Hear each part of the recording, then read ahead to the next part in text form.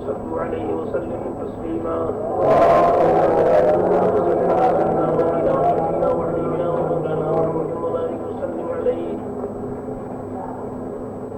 آج کی عشاء کی نماز کے ساتھ ساتھ آپ کی توجہ میں اس طرف لانا چاہتا ہوں کہ ابھی جو آپ نے عشاء کی نماز ادا کی یہ اس رمضان کی آخری نماز تھی عشاء کی جو آپ نے ادا کر. کل جو عشاء کی نماز آپ پڑھیں گے اس وقت رمضان رخصت ہو چکا ہوگا. اسی طرح آخری تراویح اس سال کی جو ابھی آپ نے پڑھی ہے یہ آخری تراویح تھی.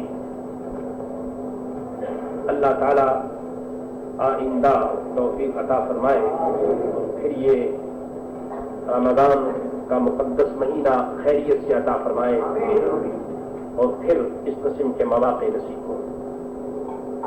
درود شریف پڑھ لیجیے.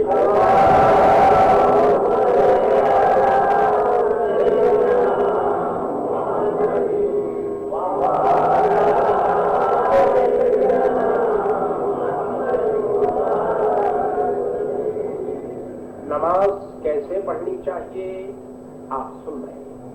اعوذ باللہ اور بسم اللہ کے بعد الحمدللہ رب العالمین پڑھنی چاہیے.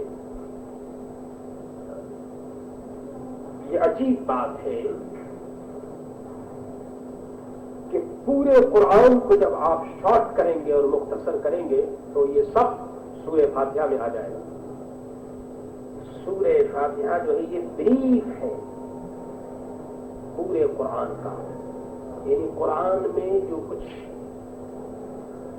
معنی یا جو کچھ بیان ہوئے ہیں اس کا مختصر جو ہے یہ صرف ایک سورت کے اندر موجود ہے. مثلا دیکھیے اس سورت کے اندر اللہ کی حمد ہے، ثنا ہے، ربوبیت ہے، رحمت ہے، مالکیت ہے، عبادت کا وہ مستحق ہے، توفیق خیر ہے، بندوں کی ہدایت ہے، اللہ کی طرف توجہ ہے، عبادت خاص اللہ کے لیے ہے اور ہدایت کی طلب ہے، دعا کا ادب ہے اور صالحین کے حال سے موافقت ہے، گمراہوں سے بچنا اور نفرت ہے، دنیا کی زندگانی کا خاتمہ اور جزا اور سزا کا بالکل بیان ہے صرف ایک سورت میں جو الحمدوں سے لے کر کے اور وللضالین تک. اور یہی سب بیان پورے قرآن کریم میں ہے.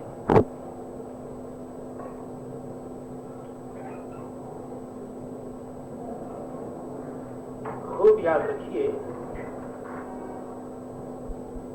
کہ حمد جو ہے وہ کبھی واجب ہوتی ہے جیسا جمعہ کے خطبے میں اور کبھی مستحب ہوتی ہے جیسے نکاح کے خطبے میں اور دعا میں تو ہر کھانے پینے کے بعد. یعنی بندے کو یہ چاہیے کہ ہر وقت وہ اللہ تعالی کی حمد بجا لائے اور اس کی تعریف کرتا رہے.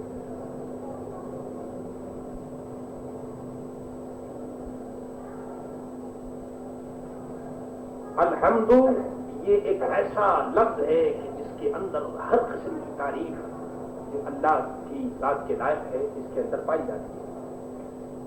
جب رب العالمین آپ نے کہہ دیا تو اس کا مطلب یہ ہے کہ وہ سب کچھ ہے، وہ ہمیشہ سے ہے، وہ ہمیشہ رہے گا، وہ حی ہے، وہ قیوم ہے، وہ قادر ہے، وہ عالم ہے.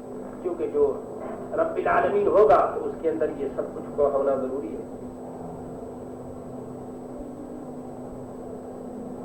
مالک یوم الدین مقصد یہ ہے کہ اللہ کے سوا کوئی عبادت کے لائق نہیں. اسی سے معلوم ہوا کہ دنیا جو ہے وہ دار العمل ہے، عمل کی جگہ ہے. اور اسی طرح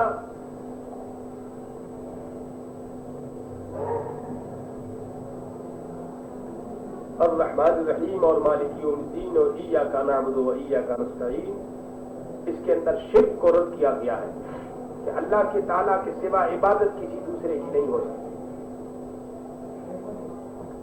حقیقی مدد جو ہے وہ اللہ تبارک و تعالیٰ کی ہوتی ہے. باقی اولیاء کاملین اور اللہ کے نیک بندوں سے جو جو مدد ہوتی ہے تو یہ لوگ ذریعہ ہوتے ہیں، حقیقی مدد تو اللہ تعالیٰ ہی کرتا ہے۔ اہدنا الصراط المستقیم میں دعا کی تعلیم بتائی گئی کہ دعا کیسے کرنا چاہیے، تو یہ بتایا گیا کہ دعا اس طرح سے کہو کہ اللہ تعالیٰ صراط مستقیم پر چلائے۔ صراط مستقیم کیا ہے؟ وہ اہل سنت کا راستہ ہے، اصحاب کا، اہل بیت کا، قرآن اور تمام مسلمانوں کا راستہ ہے۔ صراط الذین انعمت علیہم، یہ گویا بتایا گیا ہے کہ راستہ ان کا جن پر تو نے انعام کیا، اور وہ لوگ جو گمراہ ہیں، بھٹکے ہیں، اللہ تعالیٰ ان کے راستے سے بچائے۔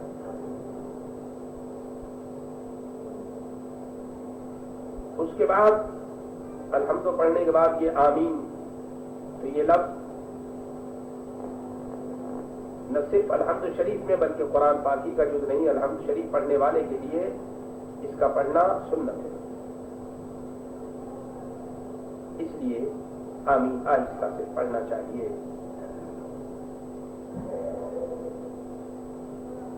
حضرت ہارون علیہ السلام، یعنی یہ جو لفظ ہے اس امت سے پہلے کسی کو نہیں دیا گیا، یہ آمین کا جو لفظ ہے یہ صرف اس امت کو ملا۔ ہاں، حضرت ہارون نے ایک مرتبہ ضرور آمین کہا تھا۔ مولا علی مشکل کشا فرماتے ہیں کہ آمین رب العالمین کی ایک اسٹیپ ہے کہ بندہ اپنی دعاؤں کے آخر میں اس کو اسٹیپ لگا دیتا ہے تاکہ اس کی دعا ناکامیاب ہونے سے بچ جائے۔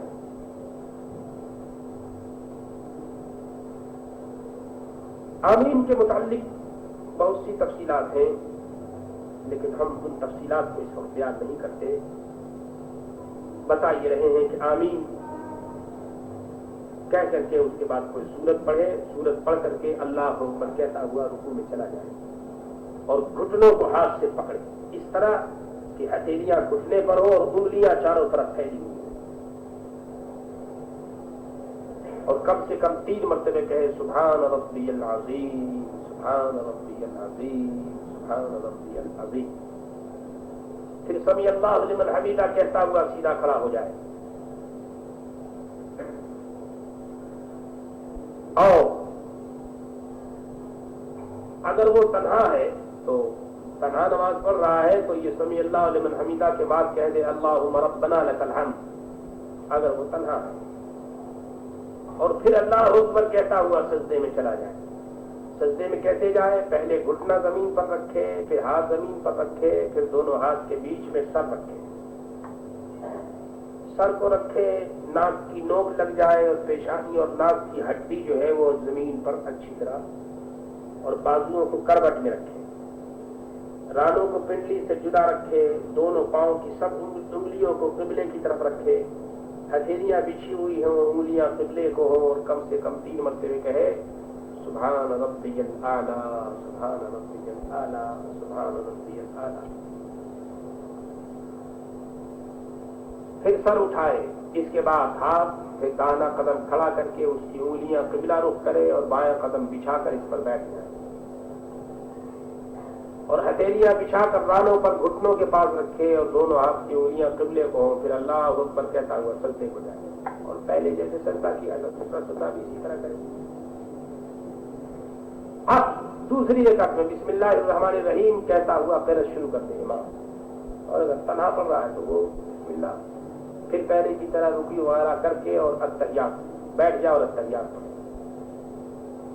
التحیات میں کوئی حرف کم یا زیادہ نہیں کرے، جتنا التحیات ہے اتنا ہی پڑھنا چاہیے۔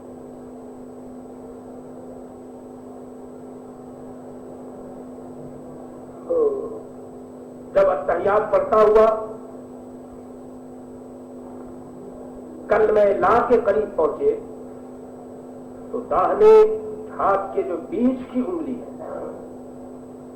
اور انگوٹھے کا حلقہ یوں بنا، یہ انگوٹھے کا حلقہ بنا کر کے، اور یہ جو چھوٹی انگلی ہے اور اس کے پاس کی جو ہتھیلی اس کو ملا دی یوں، اور لفظ لا پر کلمے کی انگلی اٹھائے ایسے یوں کر کے، یہ بیچ کی انگلی ہے اور یہ سب ہتھیلی کے بیچ ملا کر کے یوں کر کے ایسے کر کے یوں کر دے اور اللہ پر گرا دے اور سب انگلیاں سیدھی کر دے. اور اگر 2 سے زیادہ رکعتیں پڑھنی ہے تو پھر کھڑا ہو جائے اور جیسے اس نے پہلے پڑھا تھا اسی طریقے سے پڑھے.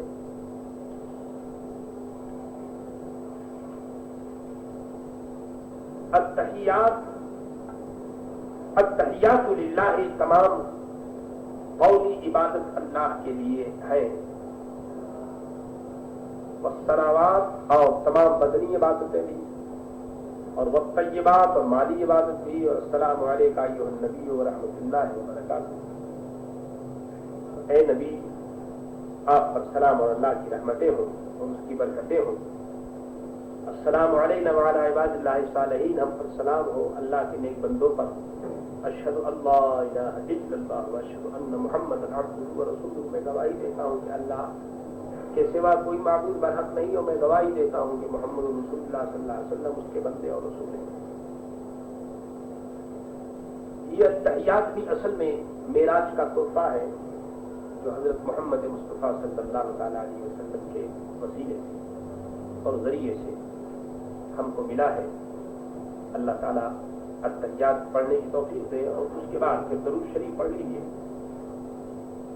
درود شریف وہی جو درود ابراہیمی نماز میں پڑھی جاتی ہے، درود شریف پڑھ کر کے اور اس کے بعد سلام پھیر دیجیے. 2 رکعت والی نماز میں 2 رکعت کے اوپر، اور 4 رکعت والی نماز میں 4.